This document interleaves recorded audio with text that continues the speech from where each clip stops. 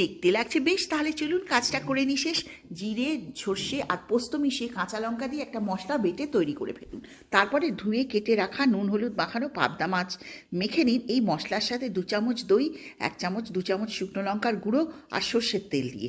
পুরো মশলাটা কিন্তু বাটা মশলার সাথে সর্ষের তেল আর দই খুব ভালোভাবে মাখিয়ে নিন। প্রতিটা মাছের গায়ে মশলা খুব ভালো করে মাখিয়ে ঢাকা দিয়ে 10 থেকে 30 মিনিট রেখে দিন। 30 মিনিট বাদে এই মশলার বাটি ধোয়া জলটা ওর মধ্যে ঢেলে আগুন জেলে চাপিয়ে দিন কম আঁচে। ঢাকা দিয়ে আঁচটা কম করে 3-4 মিনিট গেলে একবার ঢাকা তুলে নাড়া দিয়ে দিন আর দেখে নিন নুন ঠিক হয়েছে কিনা। যদি নুন কম থাকে দিয়ে দেবেন।